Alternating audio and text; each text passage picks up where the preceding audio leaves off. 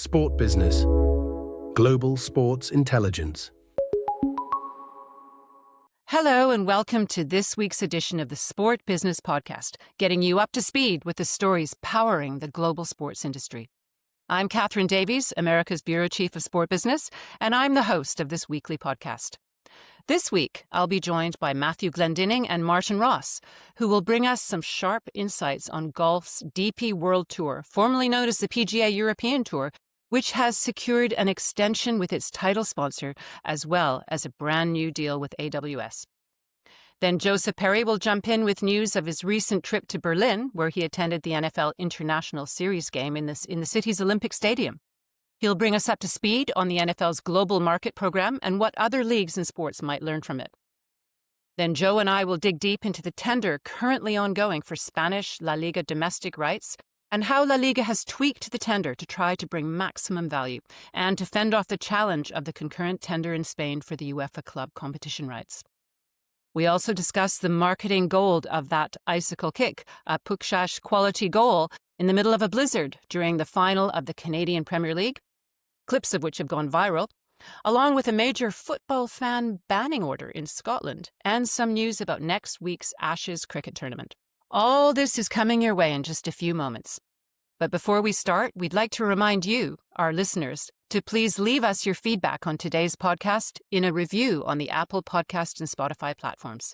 Let us know if you like what you're hearing and what you'd like to know more about. Now let's move straight on to our first topic of the day.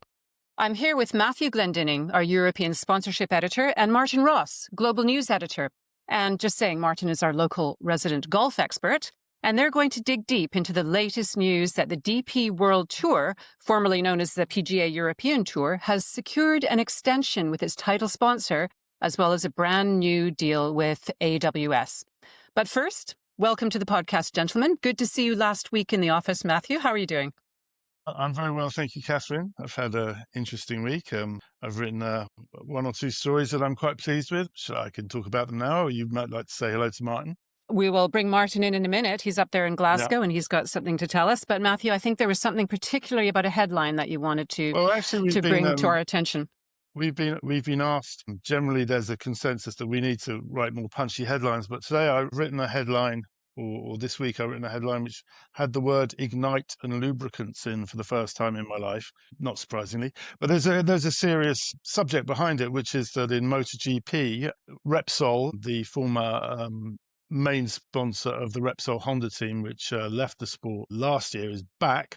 And it's back as the main lubricant supplier to Moto2 and Moto3. And the interesting thing about that is that they pay more for that than if they were the sort of branding lubricant sponsor for MotoGP itself.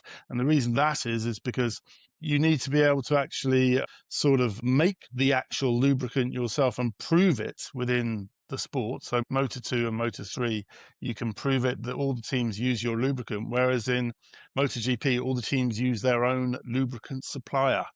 So it just goes to show that if you're an endemic brand, at least, you can't just like wing it on branding alone. You actually have to prove that your product works. Gosh, well, that's the most we've talked about lubricants in a podcast so far. Probably enough for 2025. Probably enough, and I hope you won the headline prize for that punchy headline.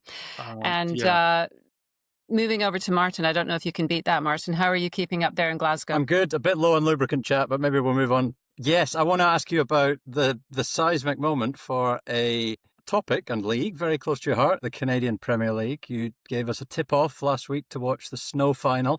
I tried to watch the snow final between Atletico Ottawa and Cavalry of Calgary, but it wasn't on. I couldn't find it on UK TV. It used to be on TNT Sports. I was scouring betting sites at 11:45 p.m. on a Sunday because I'm that sad, trying to find a stream. The only thing I could find was a watch-along of an Englishman in his 50s in what looked like his shed with lots of Canadian garb and apparel, doing a watch-along. I was one of 18 people watching along. I gave up after five minutes or so. But the match was stunning. Listen, most all listeners will know about the icicle kick, everything that's gone viral. It was like a 70s FA Cup match, third round match on acid, complete with orange ball. It was brilliant. How's the reaction been there, and how did it feel watching it, having been part of that yourself? Well, I actually couldn't watch it because I landed in Calgary just as the first half finished, and it was tied 1-1. And so I messaged somebody who I knew in Calgary who'd been watching it and got the score. And then I took off for Vancouver, and I arrived just as the match had finished. But the interesting thing is at the final whistle, it was tied 1-1, and then they had to delay the match for close to an hour to get the snowplows out to clear the field, because there were snow drifts of up to a foot in the end zones. So that was quite extraordinary. And there were all kinds of things like that. When Calgary scored the first goal, the Ottawa fans were throwing snowballs at them, and there were fans in ski goggles, and the goalkeepers were actually wielding snow shovels to get the snow off their lines. And it was something that I don't think many people have seen. And I think a lot of people think, oh, well, that's very typical of Canada. And it's not really. I mean, I've never seen a match in the snow. There were a lot of questions about whether they should have gone ahead with the match in those conditions. 100%. And I suppose they're lucky that there weren't any injuries because it was slippery. But in the end, it was probably a marketing masterstroke, because the CPL came out with the fact, the numbers, and there were, 786 million people in terms of media contact of the match? Yeah, I think that was the figure for not just broadcast, but media content, social media content that was across social media. Which is absolute gold to the league, and I suppose by extension, One Soccer. But it does, you're right, it raises the question as to should that have gone ahead for a match that was defining a CONCACAF Champions League spot, for a showcase match for your league? I mean, I loved it. I thought it was brilliant. And it was very, even like when the owner came on and said, this is Canada, we've got to deal with the weather and get on with it.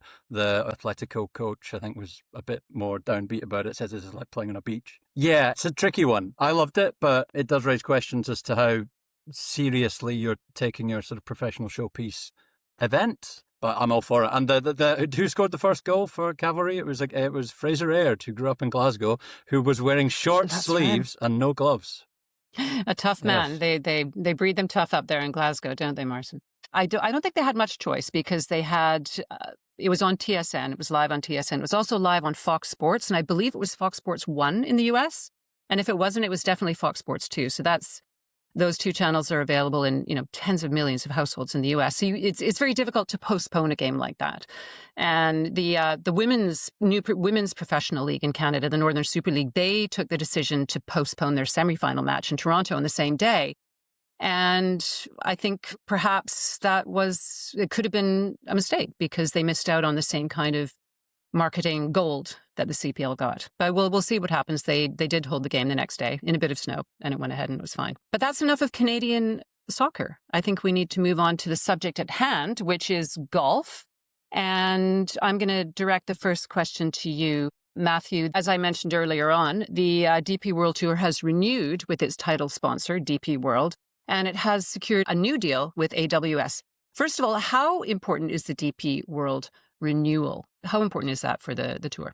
DP World Tour deal is really important to the DP World Tour. And it's actually kind of shows how important that brand is to the tour, that the DP World Tour is actually called by that name. It's not as a governing body. In almost all circumstances, it is named by DP World, which is a logistics company from Dubai, and a shipping and a ports authority from Dubai, which we should probably get to later. The sum involved is extremely important. It's probably worth more than half the entire sponsorship portfolio's value. And it's been the previous deal was widely reported at $40 million per year, which would probably get you the Tottenham main shirt deal of a few years ago. So, it's a chunky deal, and it's really important to them. And it's the other thing, it's an extension to 2035. So that really at least gives them a basis by which the tour, which has suffered a little bit, it's fair to say, over the last few years, since LIV and since the PGA Tour has taken some of its best players, that gives them the sort of foundation to build the rest of the portfolio. So I'd say it's extremely important. And, who would have thought that, a company from Dubai would really underpin the whole of the European Tour's sponsorship revenue? Well, this has been going on for some time, the entry and the influence of the Gulf states into European golf and LIV Golf, of course. Martin, how important is Dubai specifically, and the Middle East more broadly, to the tour? Yeah, it's an interesting one, this. I don't think we should judge it as independent brand, which happens to be based in Dubai, chooses to keep buying the European Tour's premium rights inventory, full stop. There's a lot more to it than that. And I'm going to start this off with a quiz question. When was the first European Tour event held in Dubai? Any guesses? I think it was 2021. Oh, wow. Catherine's way off, Matthew, as a hint. That was an unfair clue. I'm going to go 76. Oh, you're actually closer, but it's 1989. Okay. It's right at the start, really, of Dubai. Before Dubai was even what we know as Dubai, it was very flat. It was golf in the desert. It was the Carl Litten Desert Classic. Carl Litten was not a Swiss-German chocolatier, which he sounds like. He was a course developer, I think. So it's been held every year since. I think it was the first international market outside Europe after Tunisia, where they hosted an event. So it was the birth of this European Tour Dubai relationship. All the big players, went and played in that, have since. There's been, appearance fees paid to big players. Tiger Woods would turn up over many years and play there. It's quite an iconic location for the tour, and obviously the Tour Championship is played there at the end of the schedule now. So we have to view this, yes, as a sponsorship in its own right, but also against the backdrop of the European Tour Group's deeper relationships with Dubai. And by that, I mean 2 regular tour events in Dubai every year and 2 others in the UAE. So there is a hosting agreement. Rory McIlroy regularly, and Tommy Fleetwood, who play on the PGA Tour but retain their DP World Tour membership, they regularly will appear and guarantee their appearances at these events. I think Rory McIlroy was in the press last week, just again speaking about how important Dubai is to the DP World Tour. It all culminates with the DP World Tour Championship, as I say, at the end of the season. And also, actually, think about it, the Race to Dubai rankings. So, I mean, most tours and tennis, for example, will sell their inventory to tour rankings. European Tour, it's not a sponsorship deal per se, to my knowledge, but it is called the Race to Dubai. So Dubai as a hosting location gets its name in there, and it's all wrapped up around the sort of wider Dubai Golf, it's called, the sort of push to bring tourists to play golf in Dubai as well as host major tournaments there. So it has been intrinsically linked with the European Tour since 1989, and they've doubled down on this in the last, 4 or 5 years with everything that's happened in world golf since that we know about. So I would say absolutely fundamentally crucial to this deal. And even in the name, DP stands for Dubai Ports. So, fundamentally critical. I was going to ask you a quiz question back, Martin. When do you think DP World was founded? Oh, I don't know. I know that they got $20 billion US in revenue last year, which is not a bad chunk of change. When were they founded? Cool. I'm going to say 84. No, 72. But so there's to me, that's still a relatively young company, relatively speaking. The other thing about them, although they are, Dubai's port authority, they have port operations all over the world. It's China, India, even the UK on the East Coast. I can't remember which town. I was kind of like amazed that DP World was kind of handling half the shipping that was coming through. So they're not like I imagine UPS.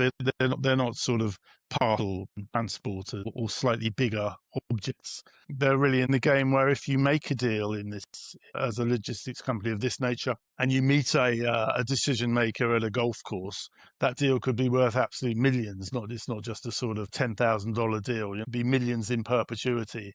This is shipping and those kind of operations. Big numbers. Yeah, and to reinforce that, I mean, golf probably in my mind sits at the top of the tree in terms of sports that are encourage and have sponsorship deals where the presence of, your execs at the event to network, to bring in new clients, to entertain clients, it's still the premier place to do that. I would say I'm biased, and I'm sitting here wearing golf clothes, so I'm very biased. But yeah, it is clearly another driver of this. Well, can we put DP World Tour, the DP World renewal aside for a second, look at the other major deal that was announced this week. The European Tour announced an important new cloud provider deal with AWS. How significant is that one, Matthew? I think that's significant. Big, obviously a huge name now in sport. AWS is a provider and has big branding presence at Formula One, NBA, NFL, Bundesliga. Have I missed anything, Martin? You've missed. They were Six Nations. They were MLB. I'm not sure if they still are That's MLB. how they started off, wasn't it? They started off in Six Nations, and we know that they're when they started off in Six Nations, they said that branding wasn't such an important thing to them, and there was much more about proving their technology. And I think, although there's a branding aspect here, the main thing is it will be their sort of the technology upgrade they provide for the DP World Tour, particularly in areas of broadcasting and sort of app programming and personalization of fans' abilities to watch the sport. They do have a branding presence. I think what was interesting about this is that I talked to the people at AWS and to the tour, and they only have a sort of major presence, hospitality presence, and on-course branding presence at 4 tournaments. Initially, there'll only be 4 tournaments, and those will likely be one in Europe, one in the Middle East, one in Southeast Asia, and one other. And that shows that they really need premium events, and obviously the DP World Tour does not have 20 or 30 premium events. It has some very good events, but they want premium events where they can invite premium customers. But it's not all about branding. It's all about their ability to showcase their technology. And when there is branding, it's associated with that technology. So it'll be in programming branding, graphic overlays on broadcasts rather than sort of signage at the tees for most games, for most tournaments rather. So I think it's a prestigious deal for the DP World Tour, and I'm sure they're chuffed about it. And of course, one should bear in mind that the PGA Tour already have been with AWS since 2021 on a sponsorship level, with AWS just on a sort of commercial deal level well before then. And the AWS have worked with DP World Tour on a commercial level before that. And one other thing about it, which kind of makes it interesting, is that I asked the head of the sort of sponsorship element for AWS whether, having made deals with the PGA Tour and with the DP World Tour, whether the Ryder Cup would be something that she'd be looking at next. And she very much kind of answered in the affirmative that it's something they would be looking at, and that there is room for a cloud designation at the Ryder Cup, although Capgemini is very much associated with the Ryder Cup and sort of in a digital transformation role. There is room for a cloud partner, so that may be AWS eventually, or who knows, it might be Microsoft or someone else who gets wind of it. But I think ultimately, it's a really good deal and a new deal. It's not just another extension. So I think that'll be something they're pretty happy with. Good news for the Ryder Cup then, Matthew. Every cloud and all that. But yeah, I mean, these ones are difficult to untangle. We were chatting about this maybe when the deal came out. Ben interviewed AWS back in, I think, 2020, and you're right. He did say that they don't just put logos on things, and they want to use sponsorships where tech is a differentiator. But through that, and in my mind, and you guys have followed it more closely than me, but there's so much tech provision in these deals. I find it hard to untangle, how much they're putting down a rights fee for this, because the end result for them is not really all that much exposure. Certainly if you look back at the Six Nations, or you look back at, maybe Formula One or some others, they're not getting a huge amount of classic media buy exposure boards. They're getting, and the Six Nations, they used to have like all the tech around maybe kick predictors or match stats, and it would just pop up on the screen, which is not insignificant, popping up on the screen of the, the world feed, having your logo. But yeah, it's a tricky one in that, I don't see it as a contra in the same way that a provision deal for a multi-sports games would maybe be a contra deal. It's clearly not, but yeah, it's quite a tricky one. Martin, I do know how it's structured. What it is they pay cash up front. They pay cash. There's no VIK, which came as a surprise. And then the DP World Tour will buy their services across all these areas of broadcasting, and that's how it works. And then it's kind of should create a virtuous circle whereby the broadcasting enhancements and the fan engagement enhancements are also monetizable, so everyone should benefit. But I don't know if that's the same structure as at Formula One, as at NBA or NFL for AWS, but I'm trying to think why that would make more sense than pure VIK. No, that makes sense to me. That would make a kind of net rights fee in a way, if you know what I mean. Well, looking at the wider portfolio beyond the renewal and the new deal with AWS, Matthew, is the DP World Tour in a healthy position overall in its sponsorships? I think given where it's been and some of the narrative around it, I'd say it's relatively healthy. I think the DP World renewal is great, couldn't be better. Emirates renewed in the last 12 months, it was almost this time last year. So those are two of the biggies. Rolex and BMW are still there, and they brought on some interesting extras, which are now called official marketing partners, and I'll get back to that shortly, why that's important. But it's a small but strong group. They've got an Abu Dhabi real estate company called Aldar. They've got the whiskey brand from the US, Buffalo Trace Distillery. They've got a crypto platform called Nexo, a cybersecurity company, Fortinet, and a wind power company, European, I think, called Vestas. So that's it at the official marketing partner level. And what they've done in the last year, since 2024, is they've made the official marketing partner designation their own to mirror what goes on at the PGA Tour, where they have 40 plus official marketing partners. And that is one of the reasons they've done is that they would like to make joint deals with the PGA Tour, and that's all part of their sort of strategic agreement. Actually, that hasn't necessarily transpired. None of these deals are sort of twinned with the PGA Tour, even if, for example, AWS is already a PGA Tour sponsor. These are completely separate deals, but it shows this kind of direction of travel that they want to sort of leverage some of the benefits that they can get, or at least they are trying to encourage brands to leverage some of the benefits of being on the PGA Tour and the DP World Tour and really having global coverage. Although at the same time, we've got the PGA Tour trying to make a lot of more of their deals global. So that's also an interesting dynamic in what is, on the one hand, it seems to me the PGA Tour and the DP World Tour have a friendly relationship. On the other hand, they are now more than ever, I think, since Live Golf, rivals. And there's some kind of cannibalization goes on in terms of some of the players they can access. Well, Martin, I want to ask you if there is still a question mark on how sustainable the DP World Tour is in the longer term. You've looked at their financial performance. In a recent podcast, we looked at their numbers, and I believe there was the shortfall funding that the PGA Tour in the States, £21 million, which they had given to the DP World Tour in 2024. It's still loss-making, we understand, and we did deal with that in the podcast in early October. And it'd be good to know about the sponsorship performance in terms of revenues as well. What can you say about the numbers? Yeah, maybe just to touch on the underpin. It's now called the annual investment payment.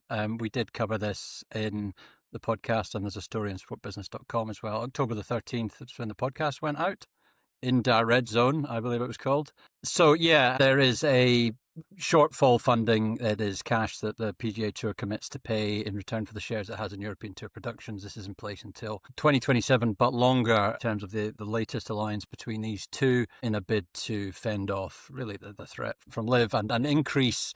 And the European Tour Group's point of view was to manage to increase their prize funds. So the prize fund last year was $148.5 million US, and this funding from the PGA Tour, which is tied to the sort of EBITDA loss at the European Tour Group, that funding is in place to ensure a growing prize pot for the players in the years to come. Sponsorship itself was up. Well, it's difficult with their finances because it's obviously the Ryder Cup. It muddles things, but it was up 15% in 2024 when you exclude all the revenues that flowed into Ryder Cup companies, mainly in 2023 when we had European Ryder Cup.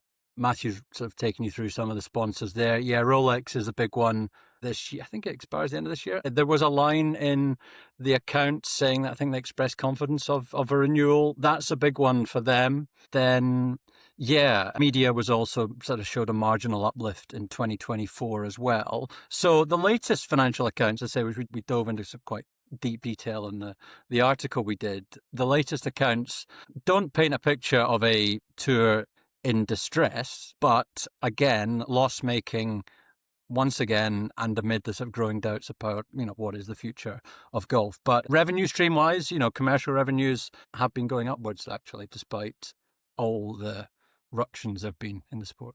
And to mix metaphors or sporting metaphors, I mean, the front four, DP World, Emirates, Rolex, and BMW, would be extremely healthy if that was if they could keep that going. So I think people are quick to look at what's happened with the actual golfers who are playing on the tour and to assume that there's only one direction of travel. But I know that they're putting a lot of money into the fan experiences. So wherever their tournaments are, understand that they are really trying to make it a premium experience, even if it's, the golfers aren't necessarily always the best. The experience is fantastic. So let's see what happens. Yeah, and on the sort of point of player attendance, I mean, and going back to Dubai, as much as it has lost some key players to the US over the years, they all, largely remain European Tour members and come back and commit to playing. Rory McIlroy's won the race to Dubai umpteen times. So the superstars do return. That they're not going to show up maybe for the Dutch Open, but they'll be there for the big events. It's created a pathway of players maybe just under that who now have moved to the PGA Tour. But yeah, the agreement that was struck between European Tour Group and PGA Tour certainly managed to, as best it could,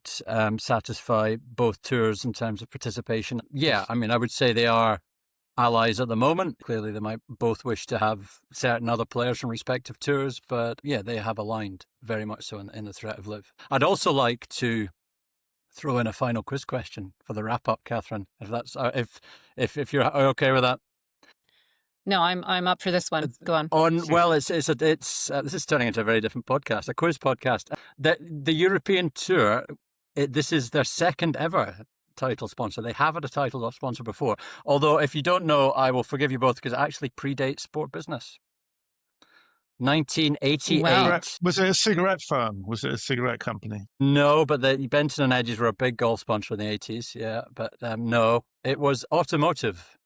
Oh, let's hold it. I'm doing a quick Google search. Is that allowed? Yeah, why not? No. No.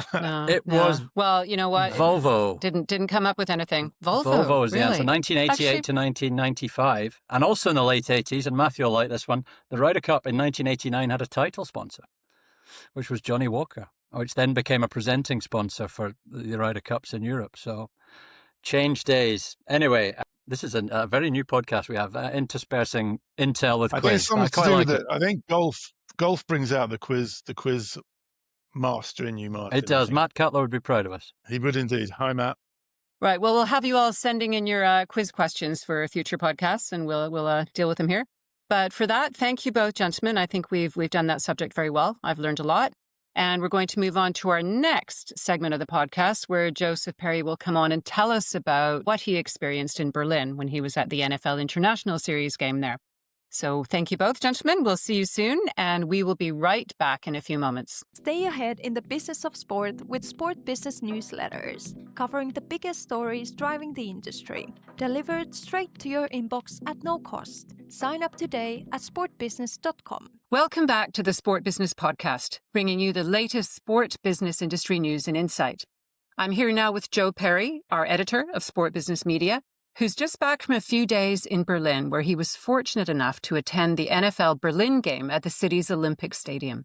Now, that was the first NFL International Series game in the German capital after two in Munich in 2024 and 2022. And then there was a game in Frankfurt in 2023. And this was also the first NFL game of any kind in the city for 35 years. Now, Joe, you saw the Indianapolis Colts beat the Atlanta Falcons by 31-25 in a game that was described as a thriller. And you'll tell us more about that in a sec. But first, how was your trip? Was it all about American football, or was there any other kind of football on your agenda?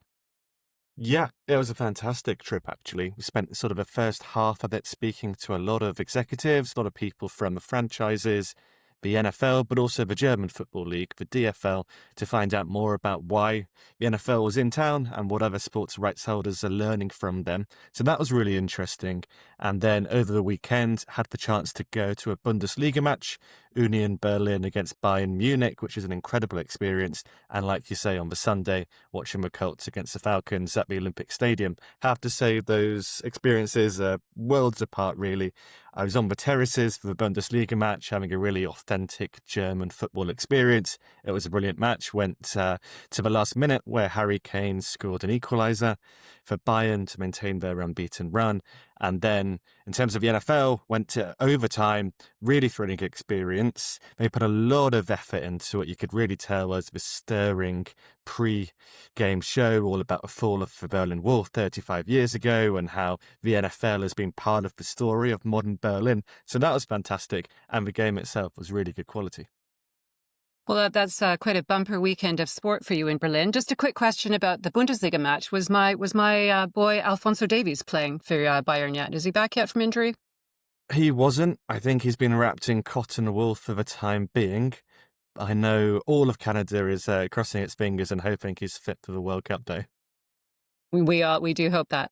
Let's go back to NFL now. Could you really feel the excitement of the NFL across the city? Were people wearing their shirts? Were there billboards across the city? What was it like? Yeah, do you know what? You could really feel it. Look, I live in London, and as you know, the NFL has been coming to London for several years now.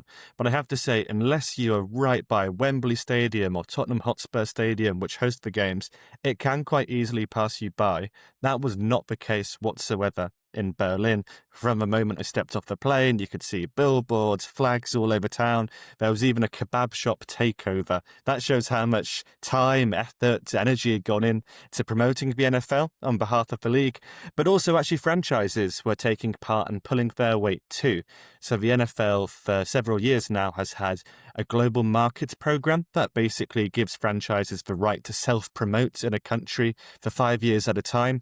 And there are now 11 NFL franchises with marketing rights in Germany, and they are out in full force this week. It's actually the first time that all 11 have been there, present on the ground at the same time, and you could really sense how much of a festival experience it was. One of the executives we spoke to, Shannon Joyner from the Atlanta Falcons, was saying it was kind of like trick or treat for NFL fans. You could basically go from activation to activation, hold your bag open and get a whole load of goodies. So I think they had a great time, and it was really good actually to see how the NFL and its franchises can come together like that. You talked about the global market program in Germany. And I mean, we've seen a game in Brazil recently, and there have been dozens of matches around the world. How is the NFL's global market program going generally and broadly worldwide?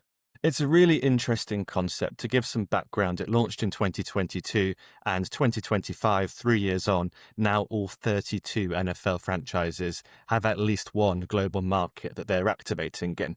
I think what came across this week was it's still very early days, and this is a long haul project.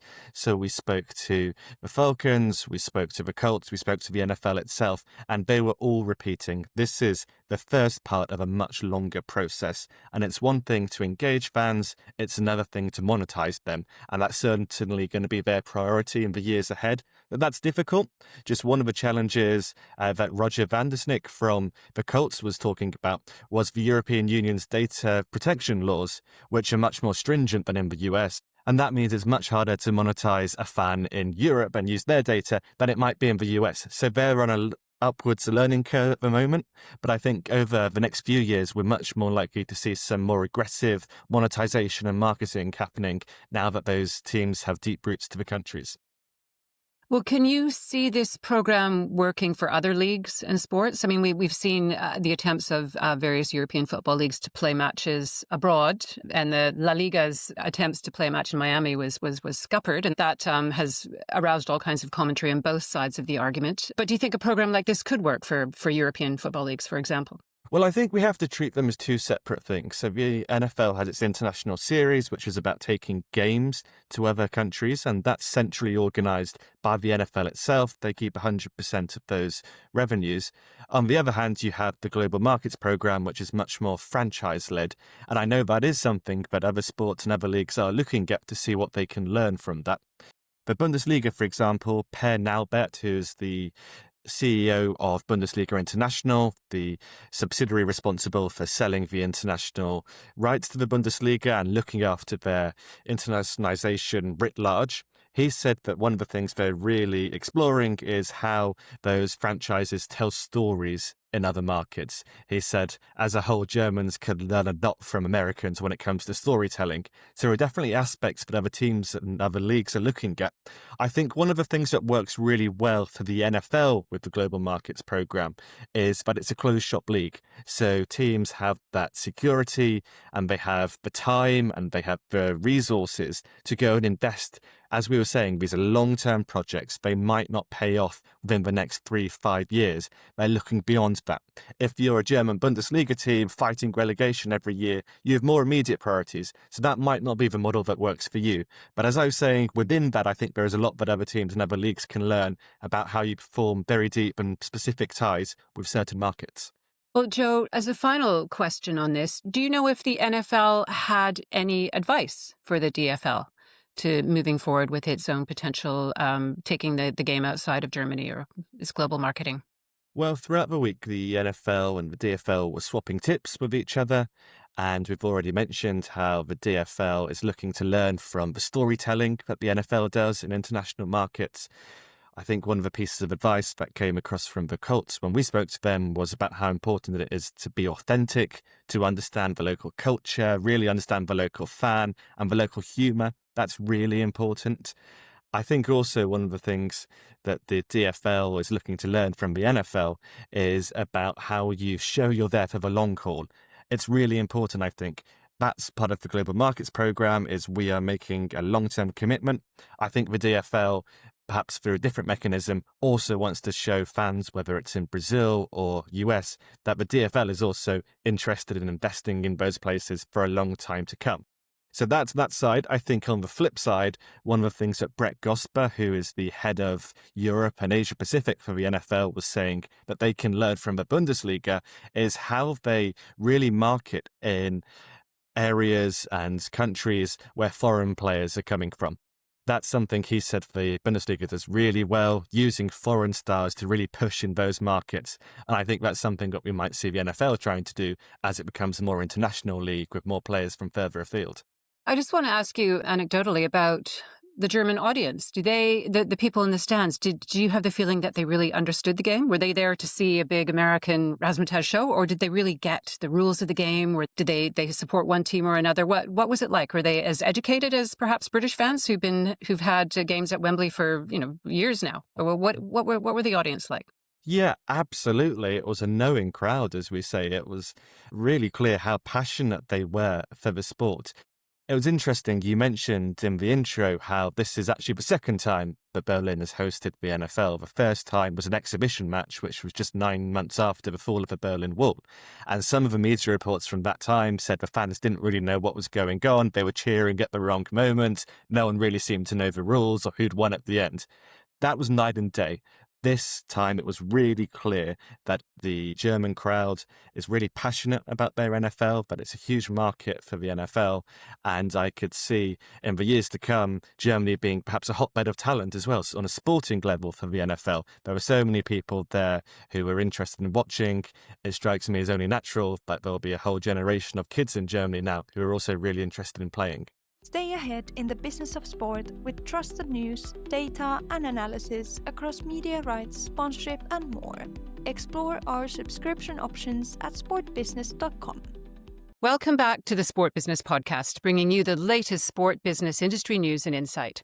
Joe is back on the line with me, and we're going to have a look at the new tender for domestic rights to LaLiga, Spain's top-tier football league. Joe, LaLiga has put the key pay TV rights in Spain on the market months ahead of schedule. It's a significant tender, isn't it? Yeah, I mean, look, it's a top 5 European league, and whenever one of those leagues goes to market, you can guarantee people are watching and paying attention. But I think there's particular interest this time because La Liga has brought forward the tender process to coincide with UC3 and relevant football partners' tender for Champions League and other UEFA club competition rights. So lots of people will be wanting to see if that gamble pays off and what the knock-on effects of that new tender process for UEFA club competitions is going to be for domestic leagues. Well, I'm actually going to turn the tables for once and ask you some questions, Catherine, because I know you've been right across this tender for Sport Business Media. So first of all, what stuck out for you in those tender documents? Well, I think what's interesting is, first of all, they are just auctioning off the pay TV rights, the rights to the weekly free-to-air match, which is still stipulated by listed events legislation in Spain, and other content such as extended highlights and clips. Those will be auctioned at some point later, next year. This time, the tender is divided, as it was last time, into a series of different options. This time there's 6 options B through G, and the B1, C1, D1 options are the more valuable ones with more and better matches. So, for example, B1 and C1 have 9 matches per round, E, F, and G have 7 matches, and only Pack D is split evenly with 5 matches apiece. Now, the key differentials in the top packages are the quality of the matches. B1, which is the top package, has 9 matches per round, both of the Clásicos, the matches played between Real Madrid and Barcelona. And this time, what's new is they also have both matches that Real Madrid and Barcelona play against Atlético de Madrid. And they also have both legs of the regional derbies, which are the derbies of the Basque Country, Athletic Club and Real Sociedad, the derby from Sevilla, which is Sevilla and Betis, and then the derby from Valencia, which is Valencia and Villarreal. And as I say, there's one package, Package D, which is split evenly, with the 1 and the 2 options each having 1 Clásico, 1 match of Real and Barça versus Atletico, and 1 from each of the regional derbies. The other key difference this time is that there's no third option, like there was last time, of a package containing 3 specific match days with 10 matches each, so 30 matches in total. That package last time was designed to appeal to a so-called big tech buyer, Netflix or Apple or Amazon, but they didn't get any acceptable bids for those. And Telefónica, the telecoms company, ended up taking that package too. And so, knowing the market as you do and speaking to people over there in Spain, who do you expect to be the runners and riders? And is anyone going to make one of those all-or-nothing bids for El Clásico? Well, I think it's widely understood by LaLiga, of course, itself, and by many observers in the market that the incumbents, as you say, Telefónica and DAZN, are going to be the only serious bidders. Between them, they pay a combined 990 million euros per year for all the matches in the current cycle. And we understand that the big tech option this time was culled because they really don't expect to have any bids from any of the streamers. And one of the reasons that I was interested to find out is that those platforms in Spain are very low priced. Netflix and Amazon start from 6.99 euros per month. And whereas DAZN's LaLiga offer is close to 20 euros a month, and Telefónica's Movistar Todo Futbol, which has all the top rights, starts at 50 euros a month. So the streamers would have to put their prices up significantly to recoup a big outlay for LaLiga rights. And they're not willing to do that, especially as they're doing just fine in terms of subscriber numbers. Netflix and Amazon each have over 4 million subscribers or users each month. And there's other bidders potentially like Orange, the telecoms company, but they currently sublicense the Movistar package from Movistar. So that's likely to continue. They're not expected to make a separate bid for the rights. So really, it's just those two who will be looking to probably split the rights between them. And against that backdrop, do you think La Liga would be happy with just maintaining its value? I think in the current climate, they might be actually pleased to maintain the current amount rather than see a decrease in the value that they get each year. I think the presence of the Clásicos and what they've done with dividing up those premium matches, the Clásicos, and elevating Atletico's matches to a sort of separate tier. So Real and Barca's matches against Atletico become a key option in packages B and C. So I think that rather than having a fierce bidding war, it's likely that Telefónica and DAZN will maintain their prices because it is must-have content. The audiences for those top matches, the Clásico and probably the Atletico matches, are amongst the top matches of the year. And Telefónica said in its recent earnings call that it's very keen to maintain its Movistar Plus platform, its pay TV and streaming platform, and to maintain the premium content for that. And of course, to maintain its subscriber levels. It is divesting from most of its operations in Latin America to focus on 4 key European markets, including, of course, Spain. And a key part of that is its pay TV operations in Spain. And DAZN, of course, Spain is one of the few countries where DAZN is actually quite profitable. And it does very, very well with the Clásico matches. But it's unlikely that it wants to blow the budget on a winner-takes-all bid. So what I foresee, based on what people have said, is that it will be another case of the two splitting the rights between them, which is essentially packages D1 and D2. And the amount of the revenues that they get will probably be flat, or if the La Liga's lucky, slightly up. But it's a difficult time, as you mentioned, because of the concurrent UEFA club competitions tender going on at the same time. And how long do we have to wait to find out if you're right? Well, all bids have to be in by the 28th of November, and that is just 10 days after the UEFA club rights have to be in. So I can see that these broadcasters are going to have a very difficult time over the next few weeks trying to figure out where they're going to parcel out their money. And the successful candidates will be revealed on the 11th of December, and contracts will be signed within 30 days of that date, so by early in the new year. Now, if the reserve prices, which have not been made public, if they are not met, LaLiga will proceed with the highest bid, or it will proceed to a new round of bidding. So it's not over yet. Watch this space. And I'm sure Javier Tebas, who we interviewed at SportTel last month in Monaco, I'm sure he will be very keen to see what comes in those sealed envelopes in 10 days' time. Actually, not 10 days, is it? The 18th of November. That's coming up. So, yeah, they're going to be on tenterhooks, aren't they? Well, I look forward to seeing what happens, and of course, we can read all about it in Sport Business Media. That's right. Now that we've looked into La Liga's tender for its domestic media rights, we're going to take a short break, and we'll be right back with what we're looking at for the week ahead. From stadium naming rights and cricket to multi-club ownership and global sponsorship, unlock the most trusted data and insights in our reports. Explore more at sportbusiness.com. We're back for the final section of the Sport Business Podcast, where we look ahead to the coming week and bring you some fun and quirky bits of news from around the industry. And to that end, I brought both Joe and Martin back on for our usual quotient of sneak peeks to what's coming up, alongside unusual and often humorous news. Joe, let's start with you. Yeah, so I'm looking ahead to the Ashes, which starts in Australia next week. Now, Sport Business Media subscribers know exactly how much TNT Sports is paying for the rights in the UK, and I think it's fair for us to say it was a tough selling market for Cricket Australia, not least because the Ashes couldn't be at a worse time. 2:30 in the morning is when the first ball will be bowled on Friday, and the second test is at 4:30 a.m. UK time. What's even worse, I think, for Cricket Australia is across the last 15 tests in Australia, Australia have won 13 and England have won none. So I think Cricket Australia, some of them over there will be hoping for another steamrolling, but I'm sure a few will be hoping for a slightly more even contest this time round. And that's coming up next week. The Ashes start on Friday, don't they? A week Friday. Yep. First ball in Perth, 2:30 a.m. UK time on Friday. Fantastic. Wow. Well, if I were awake, I would be watching it because I'm a big fan of the Ashes. But over to you, Martin. What are you looking at for the week coming up? Quite fancy a 5-0 steamrolling, actually.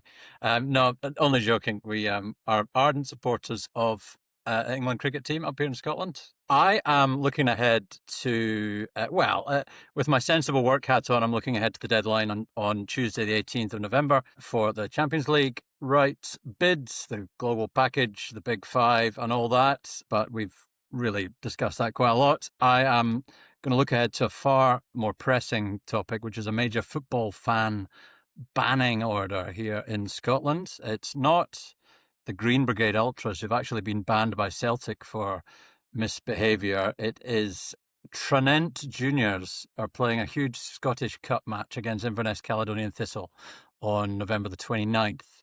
And Tranent, purely on safety grounds, have decided to ban their hardcore fans. I'm actually going to read you the statement that went out this week. Due to the anticipated crowd size and for the comfort and safety of all supporters attending our upcoming Scottish Cup third round tie against Inverness Caledonian Thistle, we've had to make the difficult decision to implement a no dogs policy for this fixture. We know many of supporters enjoy bringing their four-legged friends to Foresters Park, and this decision has not been made lightly. However, with increased attendance and activity on the day, this measure is necessary to ensure a safe and enjoyable environment for everybody. So there we go. No dogs being let out at Tranent. It's actually quite a big thing. And junior football, just to explain, doesn't mean youth football in Scotland. It means non-league football. So a junior team is kind of like non-league football. So it's their big game. There's a junior pitch a stone's throw from my apartment, actually, in Glasgow, called Pollock Juniors, where a Labrador sits in the main stand and actually went viral. You can look it up. If you look up Labrador Pollock football, you'll see a Labrador looking very serious and unimpressed in the main stand. So, yeah, you'll also see videos of dogs running on the pitch in matches in Ayrshire, particularly where there's a lot of junior football, and I'm getting shouted at by very angry fans. So, yeah, big news up here in Scotland that there will be no canines at Tranent Juniors against Inverness Caledonia Thistle. Well, in our discussions about this, I was surprised to see a colleague, Ben Cronin, pointed out that in a lot of US major leagues, they have designated dog zones in the stands. They do, yeah. That's extraordinary, isn't it? I mean, it's great. I'm a cat person, so I'm a little miffed about that. Where's the cat zone? But I think that seems very inclusive, and it's lovely. Well, there was a guy, when Celtic won the league last year, there was a guy who turned up with a duck to celebrate, who nobody knows why, but Rangers fans reported him to the RSPCA. And it was demanded that he do not do such things in the future. So we're all about animal welfare up here. But in Norway, where they give goats and chickens to the players. Yeah, less so. Although they've been quiet on that front. Okay, well, I think you had some other business that you were looking at, Martin, for the week ahead, or other business about the industry. What tell us what you have. Yes, the sharp end of the Olympic sports industry. I mean, we did discuss modern pentathlon last week. There will be, I believe there will be some news on Monday about World Dance Sport are doing an agency deal for their commercial rights. So look out for that on Monday. I know, big news. 3 more sleeps. You have to wait until that news. But it got me researching, got me looking into, you think for dance sport and breaking in particular, you think of Ray Gunn and all the, the viral clips and the headlines it made in Paris. It won't be returning in LA. It's not been chosen. But that global showcase that it had of being in the Olympics, and there's so much talked about the benefits and, the participation benefits, the PR, publicity benefits, grassroots benefits are huge of being in the Olympics. But what does it mean bottom line? And I think Joe might know the answer to this. So I'm going to ask you, Catherine, how much you think global media rights value for the World Dance Sport Federation in 2024. And it includes, I think, a degree of ad inventory that's kind of built in that they can maybe sell. But what is the figure for global media rights? It didn't go in our global media report, sadly. No? I haven't got the faintest idea. I'm guessing it's in the low millions. That's a bit of a damp squib, is it?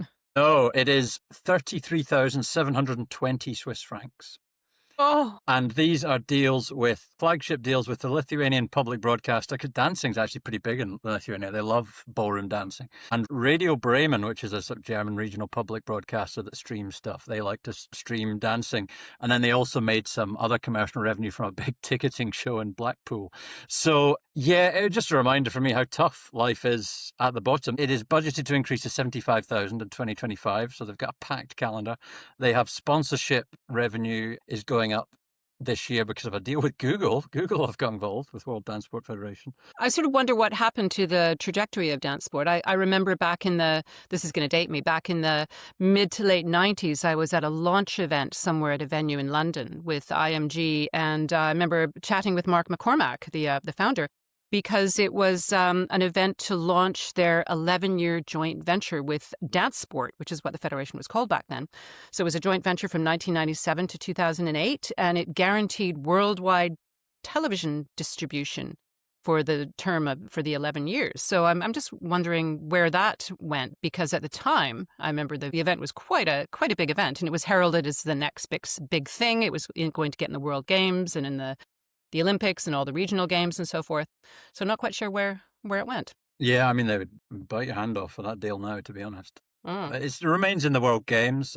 Dance sport as a term, as the kind of branding remains. But as, commercial dance shows and very popular dance TV programs we all know about, whether it can be Strictly, all the rest of it, Dancing with the Stars, have grown, it looks like, from a commercial point of view, maybe dance sports has not. But let's see how they go. They have their deal in Lithuania, which looks like a winner.